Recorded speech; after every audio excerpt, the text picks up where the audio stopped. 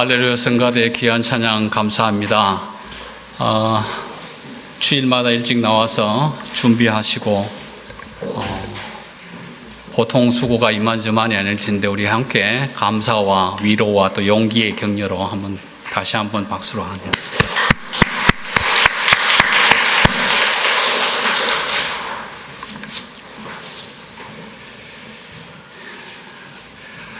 설교학을 학문적으로 평가하는 학자들의 이론을 바탕으로 제가 준비한 설교를 평가해 보면 항상 낙제 점수보다 더 아래에 위치를 해요.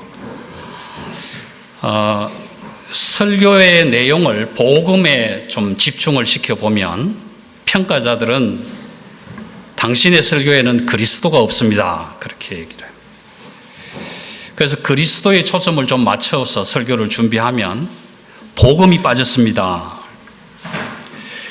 그래서 그리스도도 복음도 빠지지 않도록 어떻게 좀 잘 준비를 했다 싶으면 해석과 번역이 잘못되었습니다. 그래서 여러 주석을 참석하고 또 말씀을 잘 전하시는 분들의 설교도 참고해서 좀 나름대로 구성을 좀 잘 갖추었다 싶어서 다시 한번 잣대를 재고 평가를 해보면 성도들의 삶 속에 일어나야 할 적용이 없습니다.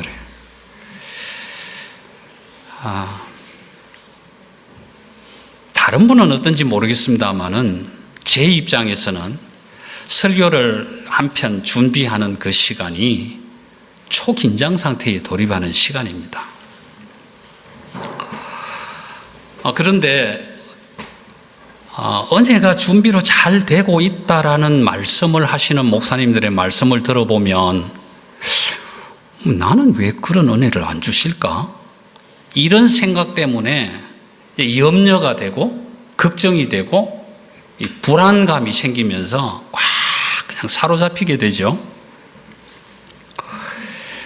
만약 여러분 설교를 잘 못하는 사람, 설교를 정말 형편없이 잘 못하는 설교자가 있는데 그 설교자에게 하나님이 어느 날 찾아오셔서 내가 너를 설교 잘하는 설교자로 만들어줄게 이렇게 말씀하시면 그 설교 못하는 그 설교자는 엄청나게 큰 복음의 기쁜 소식이 될 것 같지 않습니까? 사실 설교가 행해지기를 가장 바라시고 원하시는 분은 우리 하나님이세요. 왜냐하면 하나님은 당신의 말씀이, 하나님의 복음이 온 세상 끝까지, 세상 끝날까지 충만하게 가득하게 채워지기를 원하시고 그래서 시간마다 순간마다 말씀이 선포되기를 원하시고 기다리시는 하나님이세요. 근데 만약 그 하나님이 학자들의 평가에도 못 미치는 설교자가 설교를 한다면 기뻐하실까? 아니면 그만두게 하실까? 이런 생각이 문득 들었어요, 저에게. 그런데 저는 이런 결론을 내렸습니다. 비록 학자들의 평가에 못 미치는 수준 이하의 설교일지라도 하나님은 하게 하실 것이다. 왜? 제 대답을 이렇게 했습니다. 하나님은 모든 것을 합력하여 선을 이루내실 것이니까. 오늘 저희가 살펴볼 본문은 여러분들이 잘 아시는 예수님의 산상 설교의 내용입니다. 제가 확신하기로는 예수님보다 설교를 더 잘할 수 있는 설교자는 없다라는 것입니다. 그래서 이 시간 제가 어떤 미사여구나 다른 어떤 글, 말 이런 것을 동원해서 여러분들을 어떤 설득의 자리로 이끌어가기보다는 예수님의 그 설교를 어떻게 잘 이해할 수 있을까 하는 부분에서 좀 도움을 드리고자 합니다. 본문에 대한 예수님의 설교의 내용은 염려할 수밖에 없겠지만 염려하지 말라. 그리고 어떻게 해야 염려를 하지 않을 수 있는가, 그 방법과 그러면 염려하지 않고 대신 무엇을 할 것인가 라는 부분까지도 자상하게 말씀해 주십니다. 그래서 이 시간 설교를, 예수님의 설교를 이해하는 그 도움다지 말씀으로 몇 가지를 좀 안내해 드리면, 첫 번째는 이런 게 있습니다. 먼저는 이 마태복음 6장 25절에서 34절이 위치한 그 위치, 자리가 어떤 자리냐라는 거죠. 그러니까 이 본문은 우리가 잘 알고 있는 마태복음 5장, 6장, 7장에 예수님이 산 위에서 설교하신 산상설교의 중간 부분에 위치하고 있지만 5장과 7장을 연결하는 연결고리의 역할을 합니다. 그리고 두 번째는 이 본문이 비록 중간에 위치해 있지만 실제적인 산상설교의 결론을 매듭하고 있다라는 것입니다. 혹시 여러분 재탕설교가 좋은 설교다라는 말씀을 들어보신 적이 있으십니까? 저는 이해를 잘 못했습니다. 왜 재탕설교가 좋은 설교일까?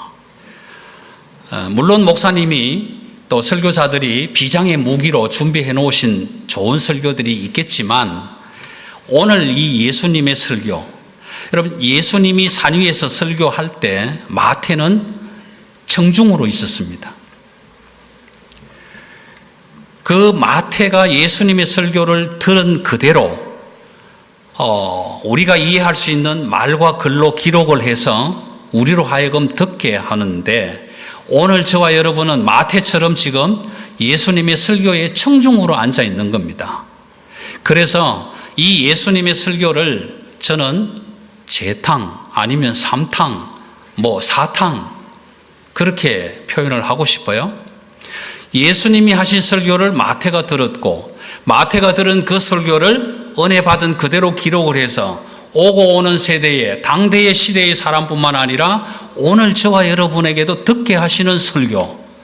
그래서 너무 좋은 설교, 너무 완벽한 설교. 그런 설교를 학자의 평가 수준에도 못 미치는 설교자가 손을 댄다는 것은 그건 잘못된 것이죠.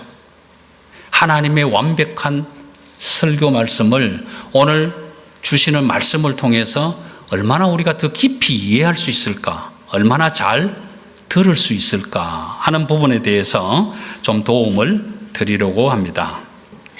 두 번째, 이 예수님의 설교는 언약의 점진적 계시라는 차원을 가지고 있습니다. 그럼 무슨 이야기냐 하면, 말씀의 표현 중에 자주 등장하는 표현에 이런 표현이 있어요. 너희가 들었으나 내가 다시 너희에게 이르노니 라는 표현이 있습니다. 이 부분은 하나님께서 말씀하여 주신 말씀을 저와 여러분이 들었습니다. 들었는데 그대로 따르지 못하고 있더라라는 것입니다. 그래서 너희가 들었으나 마땅히 따라야 하는데 그러지 못하기 때문에 내가 다시 이른다라는 표현입니다. 이것이 신학적으로 좀 표현하자면 점진적 계시의 형태입니다. 아브라함에게 말씀하셨고, 이삭에게, 다윗에게, 요셉에게 쭉 흘러오면서 모든 말씀의 전달자들을 통해서 오늘 저와 여러분이 듣고 또 듣게 하시는 것이죠. 여기 죄가 하나도 없다고 생각하고 자신만만하게 살아가는 어떤 한 사람이 있다고 가정합시다. 그래서 우리 교회에 아주 믿음이 돈독하신 성도님들 가운데 한 분이 그분을 찾아가서 복음을 이렇게 전했습니다.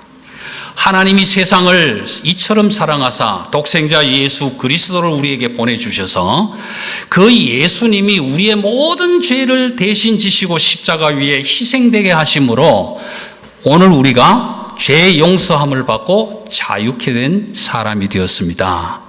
그러므로 형제님, 자매님, 여러분도 예수 믿고 자유한 사람이 되십시다 라고 복음을 전했다면, 그분에게 그 복음이 기쁜 소식이 될 수 있겠습니까?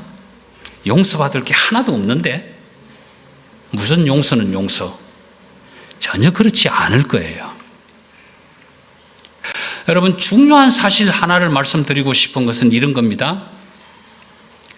복음, 하나님의 말씀이 정말 기쁨의 좋은 소식이 되려면 한 가지 전제하는 사실이 있는데, 그 사실은 나의 그릇됨, 나의 잘못됨, 나의 죄악이 전제되어 있어야 됩니다. 조금 더 풀어서 말씀드리면, 나는 하나님의 말씀 앞에서 영원히 죄로 인하여 죽을 수밖에 없는, 용서받을 수 없는 자인데, 그런 나에게 하나님이 독생자를 보내셔서 내 죄를 다 용서하시고 나를 자유케 하셨다라고 하신다면 이보다 더 좋은 복음은 없겠죠. 그렇지 않습니까? 그런데 나는 죄가 없다, 나는 용서받을 일이 없다, 그렇게 자신하고 살아가는 사람이 어떻게 하나님 앞에서 내가 죄인입니다라고 고백할 수 있겠느냐라는 것입니다. 여러분, 그러므로 복음이 나에게 기쁨의 좋은 소식이 되려면 복음 앞에 저는 죽을 수밖에 없는 죄인입니다라는 고백이 일어나야 합니다. 이것이 성경이 제시하는 문제입니다. 본문으로 들어가기 전에 먼저 6장 24절의 말씀을 한번 생각해 보겠습니다. 6장 24절은 간단한 내용입니다. 한 사람이 두 주인을 섬길 수가 없다. 왜냐하면 한쪽 주인을 높이면 한쪽 주인은 당연히 경히 여김을 받게 되고, 또 이쪽 주인을 높이면 이쪽 주인이 경히 여김을 받게 되기 때문이다. 그래서 하나님은 말씀하십니다. 사람이 하나님과 재물을 겸하여 섬길 수 없다. 좀 바꾸면, 내가 하나님을 높이면 재물은 경히 여김을 당할 것이고, 내가 재물을 높이면 하나님이 경히 여김을 당하실 것이다. 그래서 이 말씀 속의 선포의 내용은 이런 것입니다.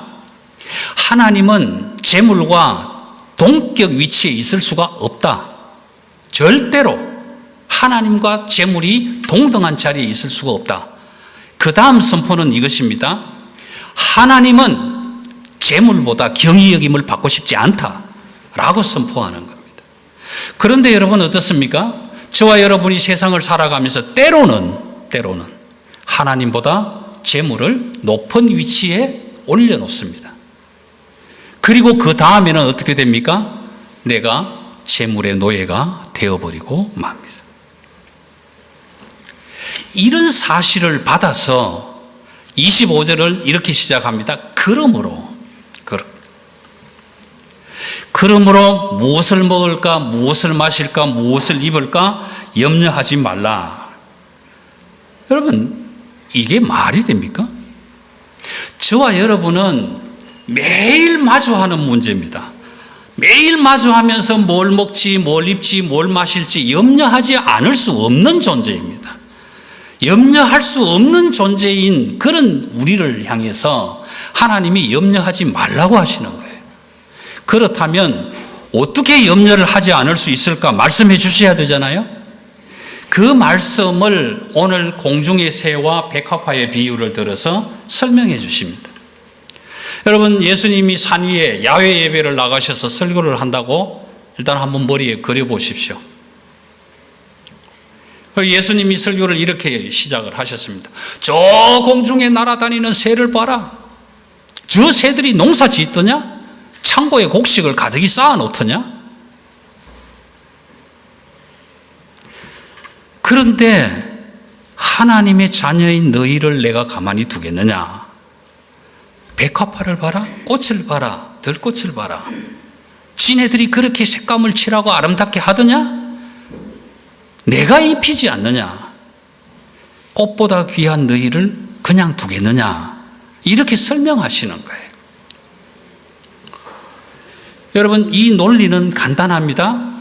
하나님이 공중의 새를 먹이신다. 하나님이 우리도 먹이신다. 공중의 새보다 너희는 훨씬 귀하다. 그렇게 귀한 너희를, 하물며 너희를 그냥 놔두겠느냐? 백합화의 비유는 이런 것입니다. 들의 꽃도 내가 입힌다. 하나님이 우리를 입히신다. 들의 꽃은 그저 미물이어서 시들고 말라 비틀어지면 아궁이에 들어갈 그런 것이지만 너희는 꽃보다 귀한 영원한 하나님 나라의 백성이고 나의 자녀다. 그렇게 귀한 너희를 그냥 두겠느냐? 그런 말씀을 논리적으로 풀어서 해석해 주신 것입니다. 그리고 이렇게 말씀합니다. 이것을 믿지 못하느냐? 그래서 염려하느냐? 믿음이 작은 자들아. 여러분, 믿음이 작다 크다를 우리는 평가할 수는 없습니다. 그러나 스스로는 알게 될 것입니다. 내가 하나님을 더 높이고 있는지 아니면 말씀처럼 재물을 더 높이고 있는지 그 두 가지만 비교해도 내 믿음이 어느 정도인지는 평가가 될 것입니다. 믿음이 작은 자들아라고 꾸중하시는 이 하나님의 말씀 안에는 이런 의미가 포함되어 있습니다. 염려는 믿음의 결여에서 일어나는 것이다. 믿음이 부족하니까 염려가 일어나는 것이다. 이런 표현입니다. 이걸 조금 풀어서 이렇게 말씀하시는 겁니다. 하나님과 재물을 겸하여 섬길 수 없다. 그런데 우리의 가슴 속에, 우리의 마음 속에는 하나님과 재물이 나누어져 있다. 그래서 염려가 일어난다라는 것입니다.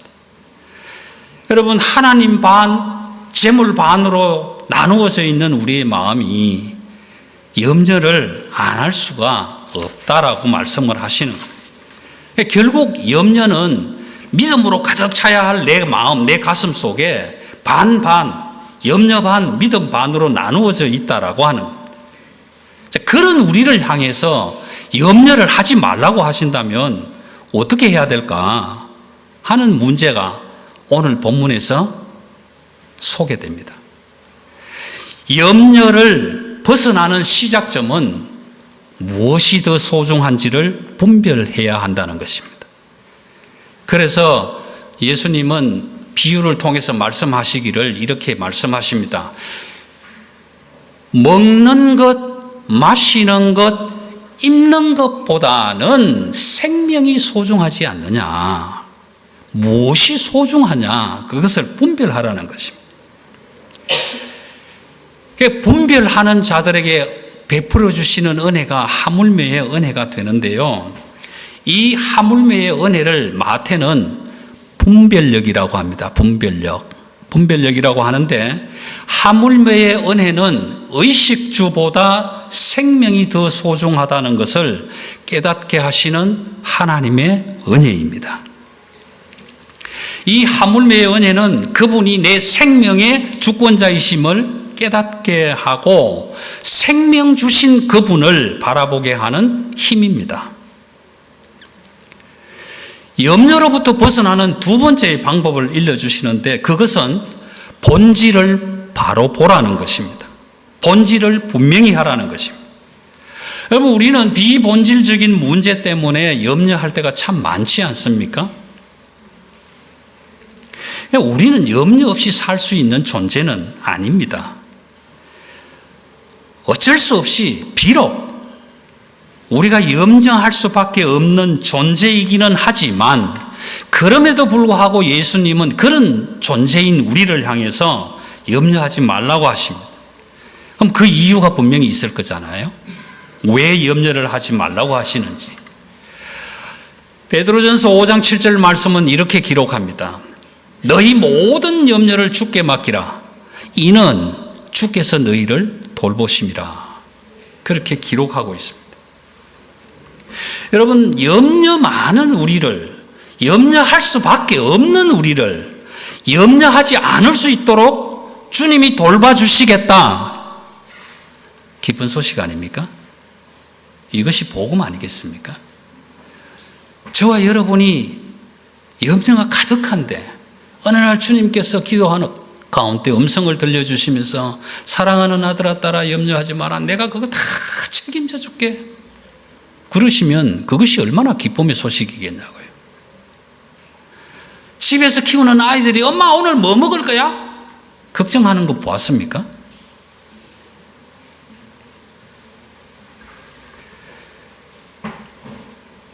여러분, 예수님이 우리의 염려를 돌봐주시겠다고 하는 약속, 이 정도면 복음의 기쁜 좋은 소식입니다.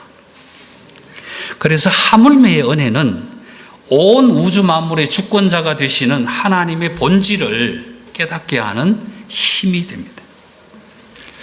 염려로부터 벗어나는 세 번째의 방법을 말씀을 드리자면 이렇게 말씀해 주십니다. 공중의 새와 들의 백합화의 비유 사이에서 예수님은 우리에게 한 가지 질문을 던지시잖아요. 너희 중에 키를 한 자라도 늘릴 수 있는 사람 있냐? 손 들어봐라. 그렇게 말씀하시는 거예요. 오늘 저와 여러분이 예수님의 설교를 듣기 위해서 마태가 지금 전하는 예수님의 설교 현장에 함께 참석하고 있는 청중인데, 예수님의 설교의 말씀을 가지고 마태가 질문을 한다고 하십시다. 사랑하는 성도 여러분, 여러분 가운데 키를 한 자 늘릴 수 있는 사람 손 들어 보십시오. 누가 손 들겠습니까? 아무도 없습니다. 왜 이런 말씀을 이 가운데 끼워서 비유로 주시는가 하면 여기에는 이런 원리가 적용을 하고 있습니다. 여러분, 말씀 가운데 키라고 번역된 우리말 옆에 1이라고 괄호를 탁 쳐놓거든요. 그럼 그 1이라는 것을 밑에 하단부에 가서 주석에 찾아보면은 생명 또는 생명 이렇게 해석을 해 놓았습니다. 여러분, 여기에 번역되어 있는 키라고 번역되어 있는 헬라어 용어 중에 헬리키아라는 이 단어가 있는데요. 이 헬리키아라는 단어는 생명의 크기, 시간의 크기에도 쓰일 수 있는 단어입니다. 그리고 한자라고 번역되어 있는 페퀴스라는 단어는 일반적으로는 큐빗을 표현할 때 쓰는 단어입니다. 46cm 정도? 요 길이. 그런데 이 단어 역시도 시간 단위로 쓸 수 있는 단어입니다. 그래서 오늘 이 말씀을 조금 바꾸어서 풀어서 말씀을 드리면, 너희 중에 키를 한 자라도 늘릴 수 있는 사람이 있느냐? 너희 중에 생명을 1시간 연장할 수 있는 사람이 있느냐라고 물으시는 겁니다.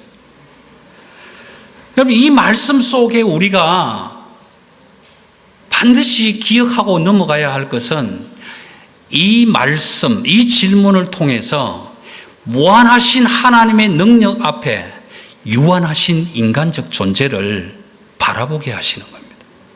깨닫게 하시는 겁니다. 다시 말씀드리면, 내가 이룰 수 있는 것이 아무것도 없다. 내가 염려해도 이룰 수 있는 것이 아무것도 없다라는 것을 고백할 수 있게 만드시는 거예요. 여러분, 하물매의 은혜는 그런 만물의 주권자 되시고 생명의 주권자 되시는 그 하나님의 은혜를 깨닫게 하는 힘입니다. 여러분, 그렇다면 이방인들은 어떨까라는 거죠. 이방인들은 어떨까? 염려로부터 벗어나는 마지막 네 번째 방법은 우리의 관점을 바꾸라는 것이에요. 여기에 적용되는 하나는 하나님과 우리의 관계가 적용이 되고 있습니다. 다시 말하면 아버지와 자녀의 관계가 이 원리에 적용되고 있다는 것입니다. 하나님은 자기 나라 백성들, 자기 자녀들을 위해서 모든 것을 다 알고 계세요. 모든 필요를 다 알고 계세요. 그래서 하나님은 자기 나라의 백성들인 하나님의 자녀들에게 우선적인 관심을 두십니다. 그 관심은 뭐냐 하면은 우리 자녀들에게 염려하지 말고 다른 것을 좀 추구해라, 이런 말씀이거든요. 그럼 염려하지 않으면 뭘 할까요? 하나님은 우리에게 이런 부탁을 하세요. 그런즉 너희는 먼저 그의 나라와 그의 의를 구하라, 그렇게 말씀해 주십니다. 여러분, 이방인들과 하나님의 자녀된 차이를 설명을 해드리면 이렇습니다. 이방인들은 모든 노력을 쏟아부어서 먹을 것, 입을 것, 마실 것을 구해야 합니다. 왜냐하면 그들은 하나님을 아버지라 부르지 않습니다. 하나님은 그들을 내 나라의 백성이라고 여기지 않습니다. 하나님은 그들을 자기 자녀로 세우지 않습니다. 이방인들은 하나님과 아무런 관계가 없는 자들입니다. 그런 이방인들에게 만약 하나님이 내가 오늘 너를 아브라함의 자손이 되게 하겠다, 내 나라의 백성이 되게 하겠다, 내 자녀가 되게 하겠다 라고 말씀해 주신다면 그 이방인에게 그보다 큰 기쁨의 좋은 소식이 있겠습니까? 그렇다면 하나님은 하나님의 자녀들인 하나님 나라의 백성들을 향해서 어디를 바라보라고 하실까? 염려하지 말고 뭘 하라고 하실까? 그 집중해야 될 우리의 관점이 하나님 나라와 그의 의를 구하라라는 말씀입니다. 여러분, 우리의 가슴 속에, 우리의 마음 속에 믿음 반, 염려 반이 있는데 염려를 버리고 하나님 나라의 의를 구하라, 하나님께만 집중해라, 하나님만 전적으로 믿고 절대적으로 신뢰해라, 그렇게 말씀해 주시는 거예요. 그런데 말씀은 알겠는데 염려가 여기 있는데 어떻게 그렇게 할 수 있느냐라는 겁니다. 우리 힘으로 안 된다는 겁니다. 그래서 질문하시는 게 키를 한 자로 늘릴 수 있느냐라는 우리의 한계를 지적해 주시고 우리의 부족함, 연약함을 깨닫게 하신 것입니다. 또 한 가지 중요한 것은 이방인들은 수고와 길쌈을 하게 하셨습니다. 여기에 해당되는 헬라어는 에피제테오라는 말인데, 이 에피제테오라는 헬라어 자체는 인간이 할 수 있는 모든 노력을 쏟아부어서 무언가를 얻어내는 사실을 이야기합니다. 그래서 이방인들에게는 에피제테오, 모든 노력을 다 쏟아부어서 얻게 하시는 거죠. 그런데 하나님의 자녀들에게는 이런 복음의 기쁜 소식을 주십니다. 어떤 거냐 하면 하나님의 자녀들에게는 내일 일을 염려하지 말라고 하시는 거예요. 내일 일을 염려 안 하면 누가 합니까? 오늘 번역된 성경에 의하면 내일 일은 내일이 염려할 것이다. 여러분, 하나님의 자녀들에게는 내일의 염려를 내일이 하도록 허락해 주셨어요. 안 기쁘신가요? 내가 내일 염려할 게 수없이 많은데 하나님은 그걸 네가 염려하지 말고 내일이 하도록 하라는 거예요. 여러분, 이만큼 복음이 없습니다. 이게 무슨 뜻인가요? 왜 내일 염려를 내일이 합니까? 내가 안 하고?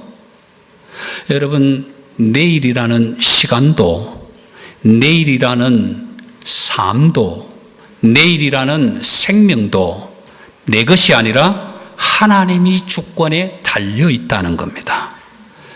여러분, 이 하물며의 은혜는 그것을 바라보게 하시는 거예요. 그래서 나의 무력함, 나의 무능함, 나의 부족함, 내가 할 수 없는 것, 이런 모든 것을 다 내려놓고 하나님만 바라보게 하시는 힘, 그 힘이 하물며의 은혜입니다. 그 하물며의 은혜는 내 가슴에, 내 마음에 있는 염려를 잘라내는 절단기가 되는 거예요. 그래서 우린 염려를 포기할 수 있습니다. 그의 나라와 그의 의를 구하라는 의미는, 하나님 나라의 의, 하나님의 나라를 구하라는 의미는 우리 믿음의 사람이 된 하나님의 자녀들이 집중적으로 마지막 목표로 구해야 할 것은 오직 하나님의 나라와 하나님의 의에 초점을 맞추어라 하는 것입니다. 우리의 관점을 바꾸어라 하는 것입니다. 여러분, 그러므로 하물며의 은혜는 나로 하여금 하나님을 알게 하고, 나로 하여금 하나님을 신뢰하고 전적으로 의지하게 하고, 그래서 그 하나님을 따라 살아가게 하는 힘입니다. 그 하나님을 전적으로 신뢰하게 될 때 조건 없이 주시는 은혜가 하물며의 은혜입니다.